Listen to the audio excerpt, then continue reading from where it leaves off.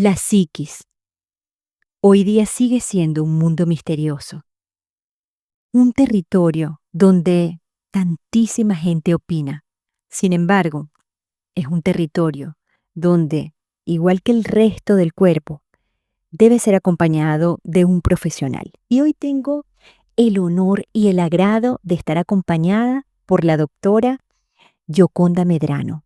Este es un nuevo episodio de Conversaciones que Transforman y yo soy Rosana Moduño de Tempo Espacio Gerencial.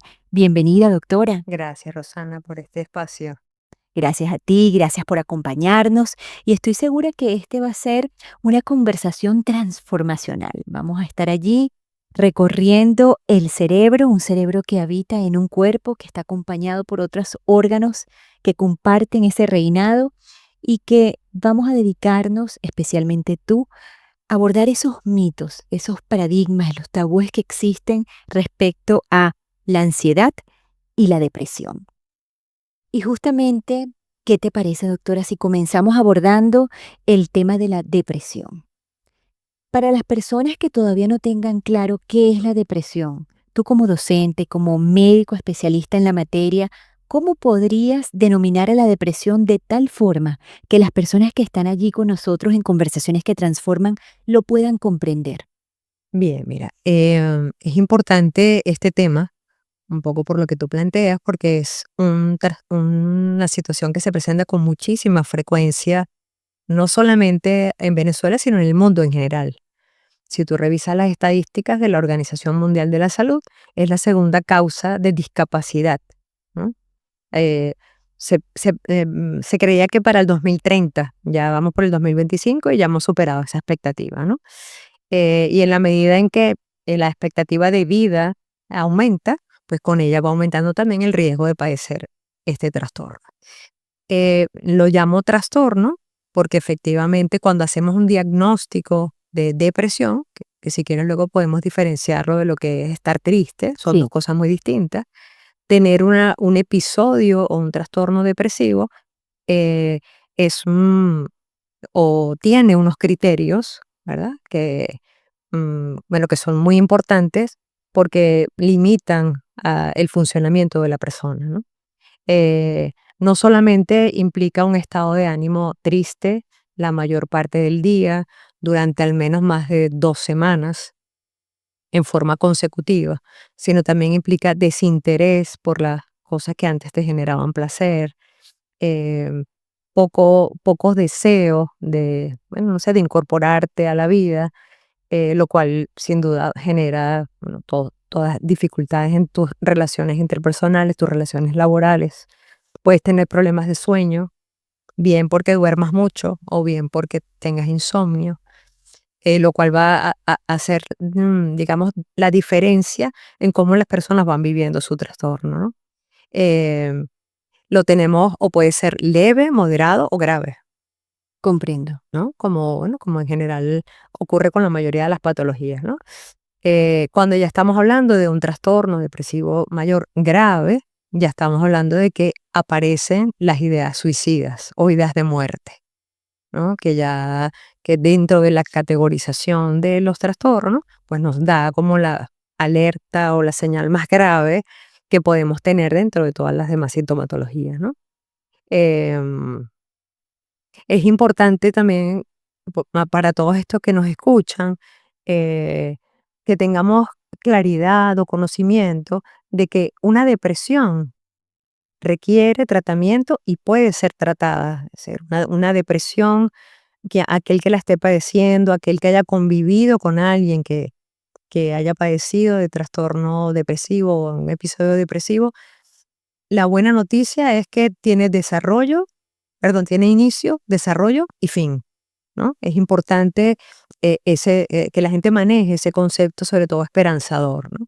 Porque está muy asociado el estar deprimido con el se acabó la vida. No sé qué, Wow. pero que es importante Me que parece nos quede que, claro este tema. sí, me parece que estás dando un mensaje clave muy poderoso, porque, digamos, en general, las enfermedades que están allí, llamadas enfermedades mentales que están allí asociadas con la psiquis, con la conducta humana, tienen una connotación muy negativa.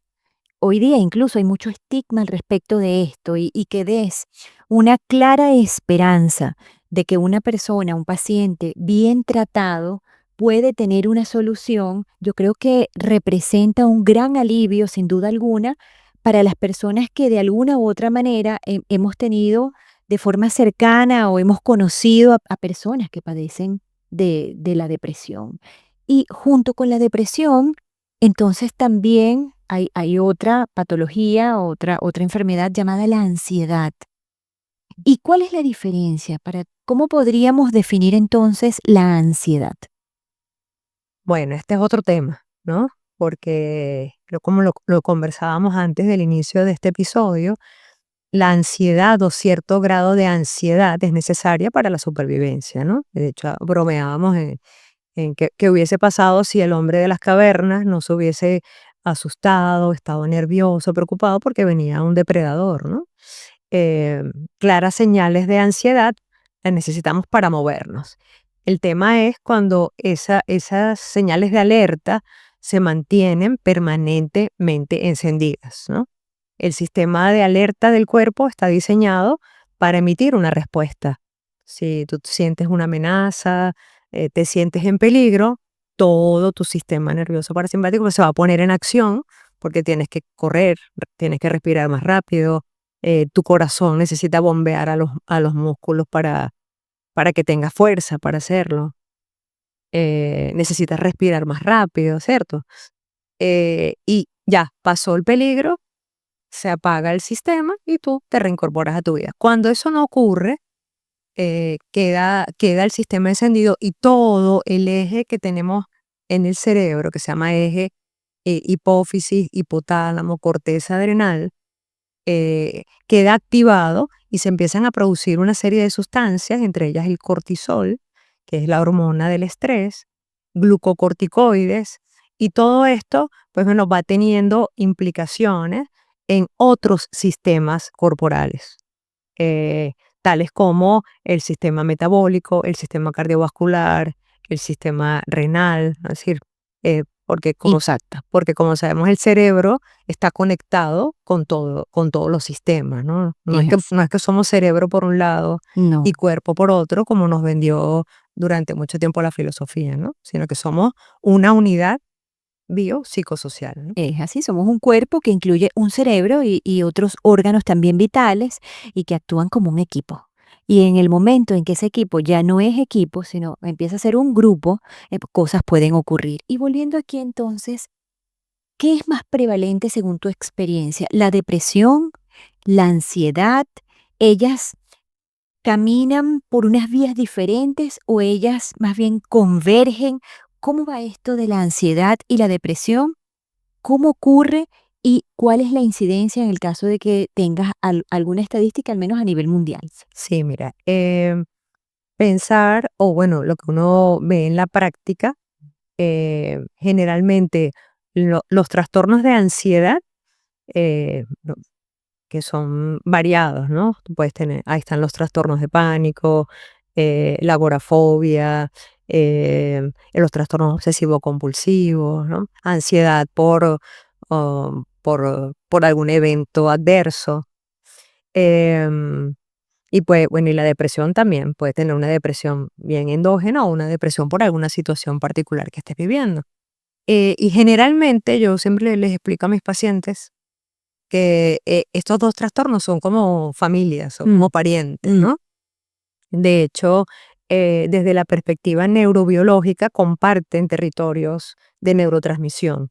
Por eso muchas veces los pacientes se extrañan cuando tú le haces un diagnóstico, por ejemplo, de trastorno de pánico, que tengas que medicarlo con un antidepresivo y un ansiolítico. Y tienes que explicarle por qué, porque el claro. paciente dice, pero yo no tengo una depresión. No, no tienes una depresión, pero la sintomatología que presentas es una sintomatología que se comparte, ¿no? Con todo el sistema eh, serotoninérgico, que es así como se llama para no enredar a la gente, ¿no? Pero la serotonina es un neurotransmisor que tiene que ver con nuestra modulación afectiva. Para seguir en la línea de lo que me preguntabas, generalmente conviven. Mm, Es muy difícil o muy raro o poco frecuente tener una depresión pura, o sea, que la gente solo esté deprimida.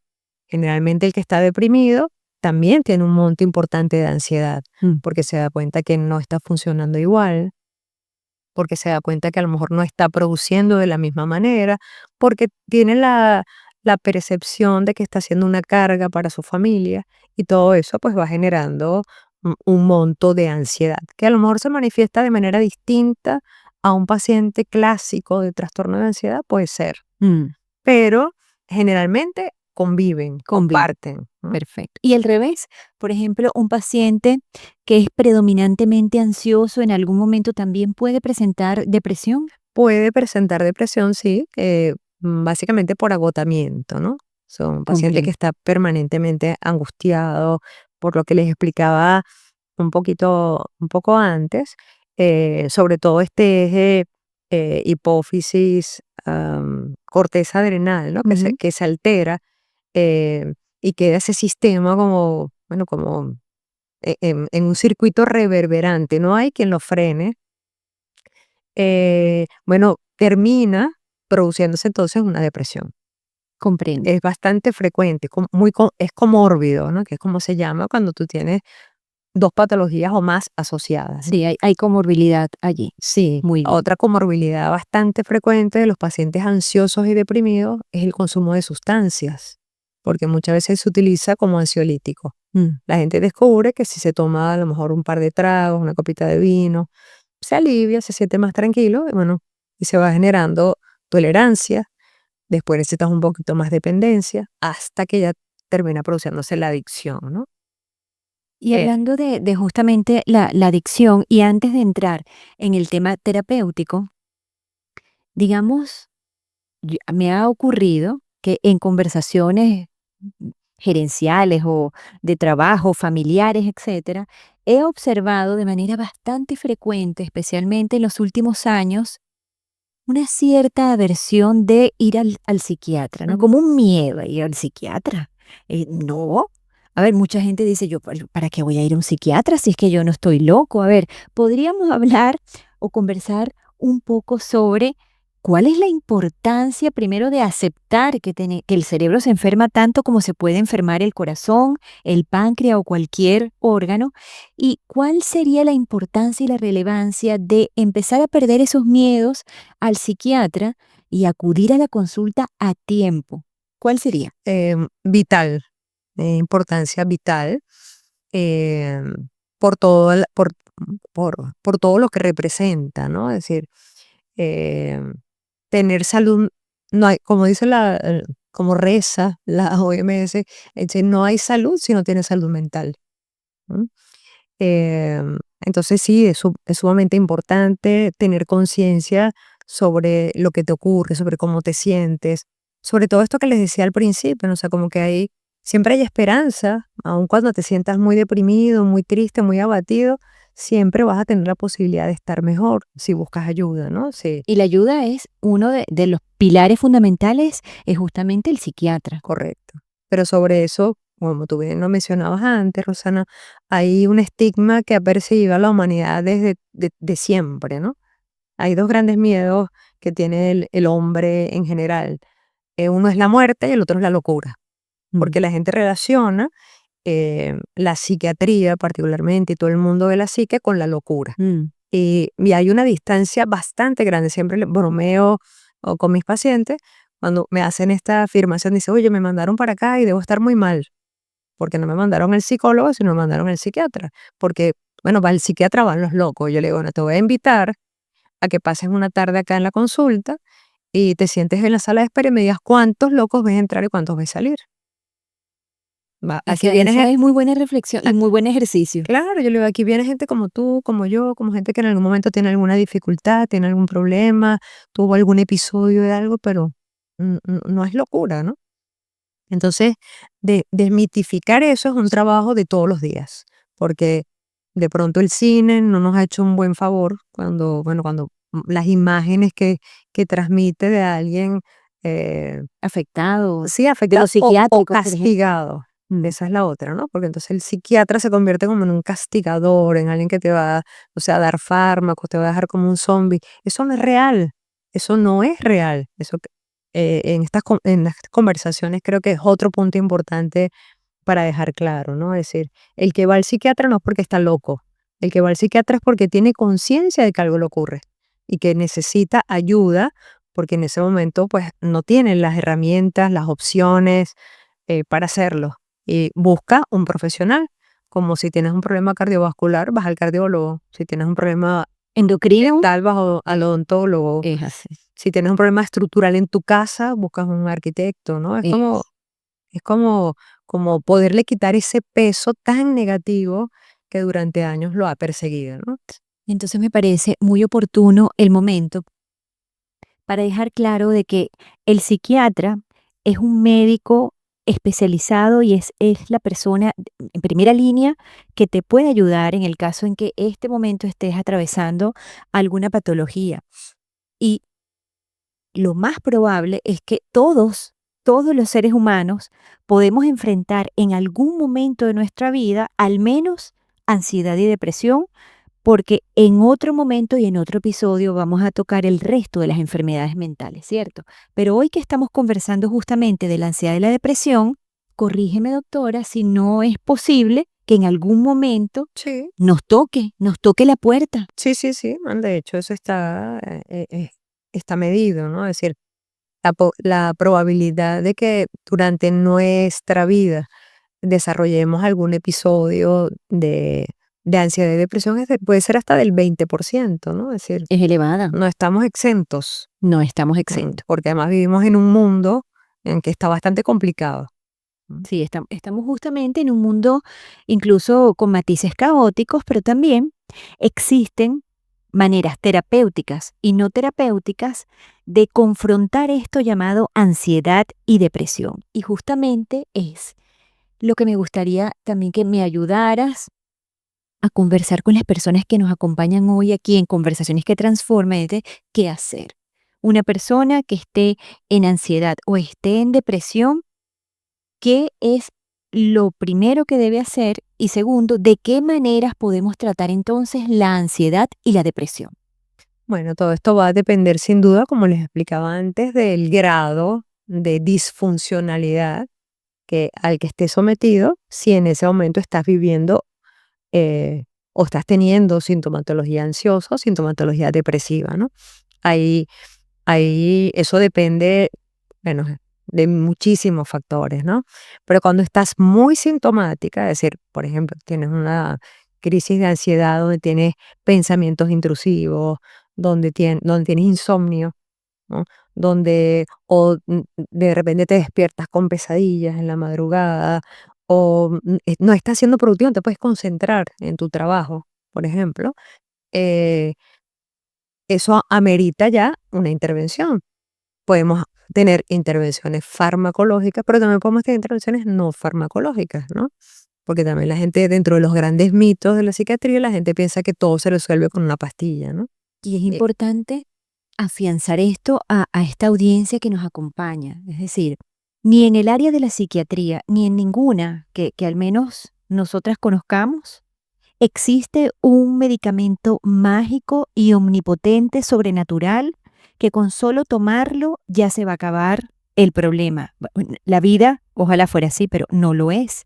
Entonces, justamente hablando de esta parte de farmacología, ¿te parece si empezamos por la parte farmacológica o te gustaría tener esta conversación primero hacia la parte no farmacológica? sí, podemos conversar primero de lo no farmacológico que Perfecto. tiene que ver con tus hábitos de vida, ¿no? Wow, muy bien. O sea, cuando uno habla de depresión, ansiedad, pues bueno, estamos hablando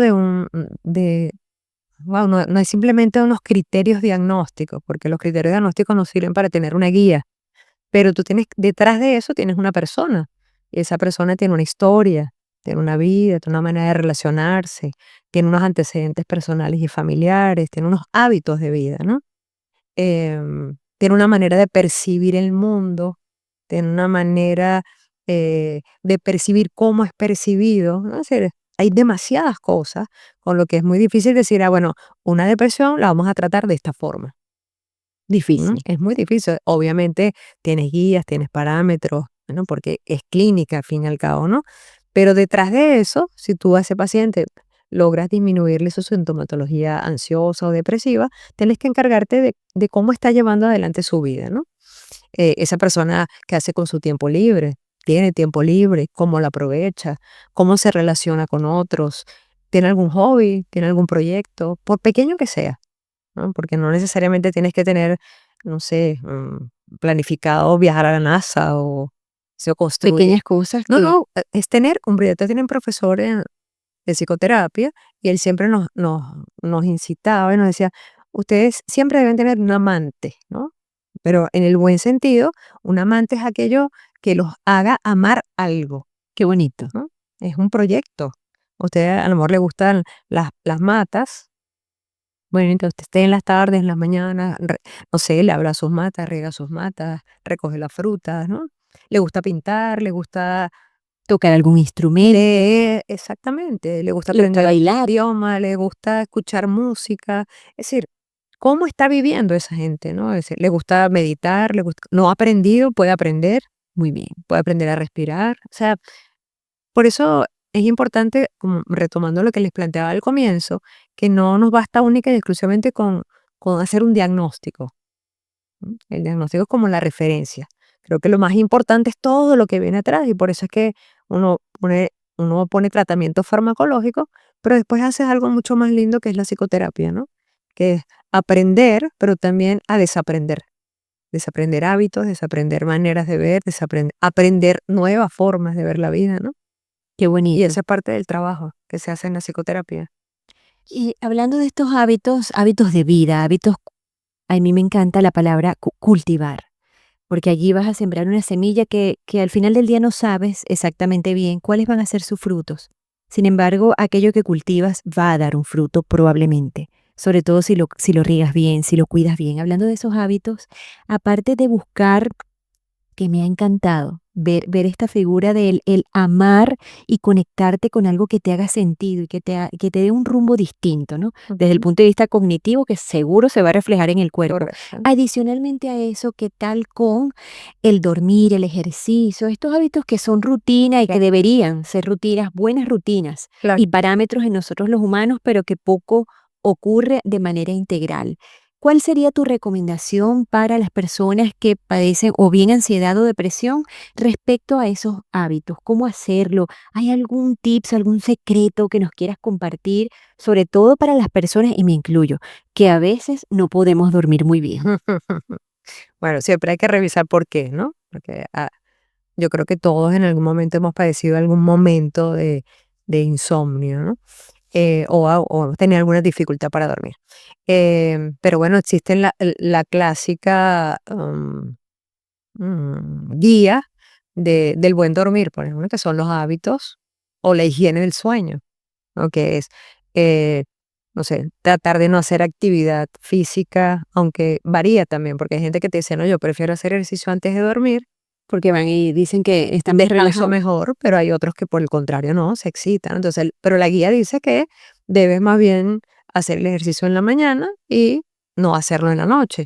Darte una ducha tibia, no comer comidas copiosas, tomarte algo tibio, preferiblemente que contenga un poquito de triptófano, o sea, un poquito dulce para que te ayude a inducir el sueño, tener un ambiente cálido, cómodo, ¿no? Es decir, digamos que eso sería como Respecto a las pantallas, s porque sabes que estamos sí, como muy habituados y bueno, hasta yo pues, me hago cargo de mi palabra, mm, como estar allí hasta el último minuto revisando las redes, revisando los correos, revisando cómo afecta eso en el dormir, en el sí, descanso. ese el siguiente capítulo, ¿no?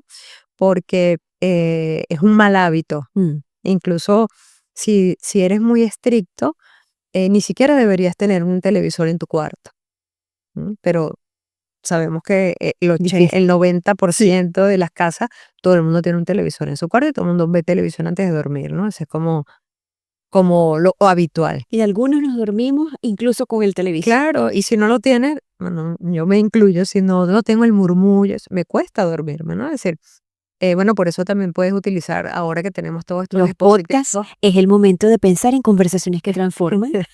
en estos dispositivos móviles puedes poner sonidos fríos, Sí. ¿no? Pero bueno, pero para responder tu pregunta, que es una pregunta clásica también en estos tiempos, es habitual, ¿no? Que no solo, que además estás trabajando antes de dormir. Sí, Hay gente que responde correos, sí, sí, pero no trabajando, ¿no?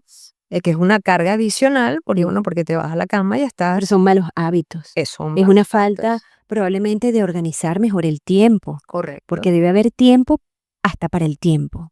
O sea, el darle tiempo al tiempo implica una mejor planificación como seres humanos, pero hablando de la pérdida de sueño, hablando de el descanso tan necesario para nuestra mente, estos tips que nos está dando hoy la doctora Yoconda Medrano son fundamentales y están allí a la disposición de quien quiera crear un hábito. Mm. Creo que allí está la clave y es una de las cosas más difíciles. En tu opinión, para crear esos hábitos y esa salud, esa higiene del sueño, ¿qué necesitamos los humanos, tú como psiquiatra? ¿Qué necesitamos para crear hábitos? Para realmente decir, basta, a partir de este momento yo voy a cambiar porque eso representa mi bienestar, por ejemplo. Pero necesitas tener la conciencia de La justamente lo que acabas de plantear, ¿no? Es decir, por eso te hablaba de que detrás de cualquier síntoma, detrás de cualquier diagnóstico, hay una persona. Y esa persona, bueno, tiene unas determinadas características y entre ellas sus hábitos. Entonces, cuando la persona eh, se da cuenta, ¿no? Como decimos en el buen español, le cae la locha, de que él puede hacer algo para estar mejor, lo va a hacer. Entonces, cuando se dan cuenta de que, oye, están durmiendo mal, se acuestan muy tarde, porque, bueno, porque no les dio tiempo de terminar el trabajo, o porque simplemente, bueno, voy a ver esta serie antes de que Mm, se termine, ¿no? Ese tipo de cosas que ya forman parte de la cultura, sí, ¿no? Incluso que es casi que una pelea de padres con los niños jóvenes, ¿no? Niños con hijos, niños o o adolescentes, ¿no? adolescentes. Pero los propios padres les dan el mismo ejemplo, ¿no? Mm, Entonces, para tú crear un hábito tienes que tener la conciencia de que eso es saludable para ti. Si no, como decían los griegos, si tú no tienes necesidad, no haces cambios. La madre de los cambios es la necesidad. ¿Hay algún mensaje que te gustaría entregarle a las personas que están aquí con nosotros en Conversaciones que Transforman respecto a qué hacer si tienes o padeces depresión, ansiedad o ambas? Pues bueno, la recomendación que como profesional puedo hacerles es que busquen ayuda, ¿no? Es decir, primero quizá el punto a lo mejor más álgido, más difícil es el darse cuenta. Pero una vez que te das cuenta tú o la persona que tengas al lado, porque convives con alguien, una pareja, un familiar, un amigo, y puedas tener conciencia de lo que te ocurre, levanta la mano y pide ayuda, porque vas a encontrar una solución a tu problema. Excelente y me encanta. Justamente aquí estamos dejando algunas redes sociales y algunos contactos de fundaciones y de asociaciones donde las personas pudieran acudir y buscar esa ayuda de manera oportuna. Siempre hay tiempo, siempre. Ahora, el tiempo que invertimos en nuestra salud mental repercute en cualquier resultado que querramos obtener en nuestra vida. Muchas gracias, doctora. ¿Qué te llevas hoy de esta primera parte del episodio? El deseo de volver. Sí, y lo vamos a hacer muy pronto. Bueno, He aquí. disfrutado un montón. Ojalá que esta información se expanda en esperanza, se expanda en partículas de oportunidades de estar mejor, de conectar con ese bienestar. Gracias por estar aquí, por prestar tu sapiencia, por ese conocimiento, por la experiencia. Y a ustedes, si esta información les ha hecho sentido, no olviden compartirla, suscribirte al canal.